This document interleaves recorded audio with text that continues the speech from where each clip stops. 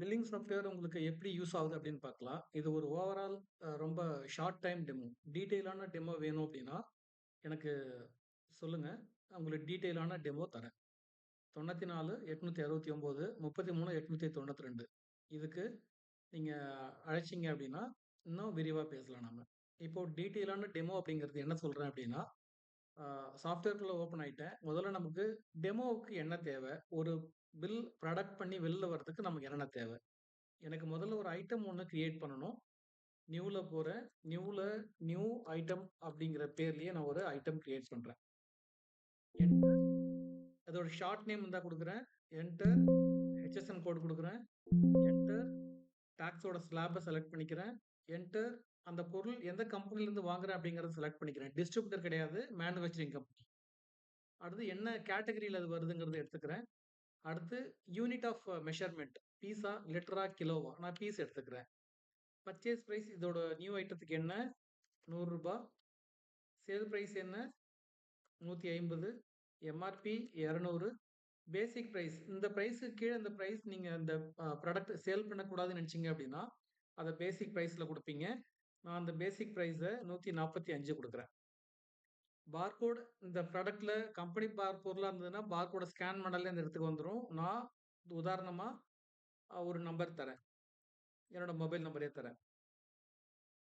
இது பார்கோட். இந்த பார்கோட ஸ்கேன் பண்ணீங்கன்னா, உங்களுக்கு இந்த பொருள் ஸ்கேன் ஆயிடும். அடுத்து 2 என்டர் பண்ணீங்கன்னா, பொருள் சேவ் ஆயிடும். New item created. இப்ப இந்த பொருள நான் என்ன பண்ண போறேன், ஒரு ப்ராடக்ட் பர்ச்சேஸ் பண்ண போறேன். பர்ச்சேஸ்ல நியூ கிளிக் பண்ணீங்க அப்டின்னா, எங்க பர்ச்சேஸ் பண்றேன்னு வரும்.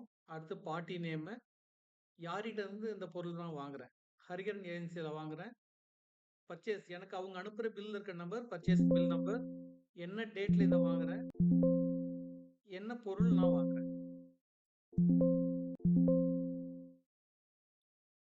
இப்ப நான் நியூ ஐட்டம் ஒண்ணு கிரியேட் பண்ணியிருந்தேன் இல்லையா? அந்த ஐட்டத்த தான் அங்க வாங்க போறேன்.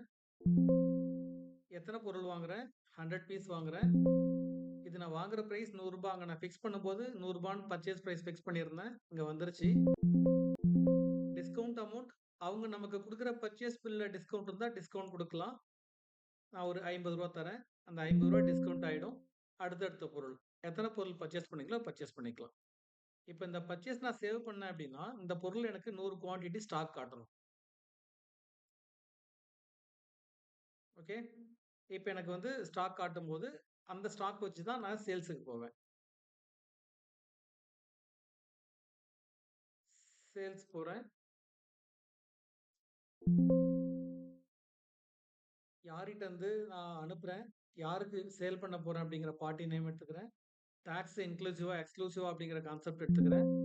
Bill number auto generate. தேவைப்பட்ட கஸ்டமர் டீட்டெயில் நீங்க குடுத்துக்கலாம். ஷிப்பிங் அட்ரஸ் அல்லது மத்தது. இப்போ இதுல நான் புதுசா கிரியேட் பண்ண ஐட்டம் தான் நான் செலக்ட் பண்றேன். 10 பீஸ் சேல் பண்றேன். சேலிங் பிரைஸ் ரூ. 150 ஃபிக்ஸ் பண்ணியிருக்கேன் சேல் பிரைஸ். ஸோ ரூ. 150 எனக்கு வந்துருச்சு. இதே போல அடுத்தடுத்த ஐட்டம் நான் செலக்ட் பண்ணிட்டு, சேவ் கிளிக் பண்ணேன் அப்படின்னா, எனக்கு அது பிரிண்ட்க்கு போயிடும்.